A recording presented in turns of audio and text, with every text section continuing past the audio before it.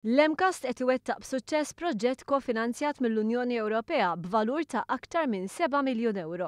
Il-proġett hu maħsub għal nies li diġà jaħdmu, kif spjega d-deputat prinċipali tal-MCAST Vince Majone. Dal-proġett huwa iktar għal dawk in-nies li diġà qegħdin jaħdmu fl-industrija u li jridu jtejbu l-kwalifiċi tagħhom jew jibdlu it-tip ta' esperjenzi tagħhom biex ikollhom jobs alternattivi.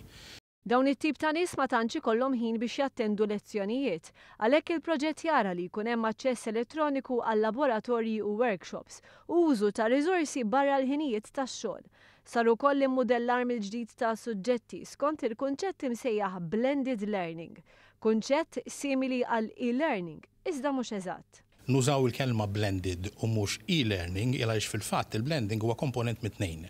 Għandek parti minn li huwa e-learning fejn l-istudent, l-applikant li jkun rid jagħmel dal-korsijiet jista' juża e-learning online.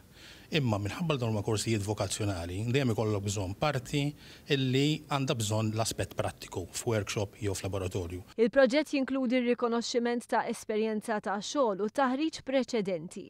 Inħolqot għodda online li tippermetti li l-individwi jaraw dak li kisbu permezz ta' esperjenza diretta fil-qasam tax-xogħol. Din il-kunċett illi min qiegħed fl-industrija ikollu rikonoxximent tal-esperjenzi tiegħu hija xi ħaġa illi mhux biss l-industrija li ħafna żmien tgħidilna li hemm bżonna, imma llum qiegħda fil-leġiżlazzjoni ta' Malta l-validation ta' informal and non-formal learning teżisti diġà, ġifieri istituzzjonijiet bħal tagħna issa jridu naraw x'nagħmlu illi kif jgħid il-Malti jridu naqbdu l-barri minn qrunu u veru nagħmluhom l-affarijiet.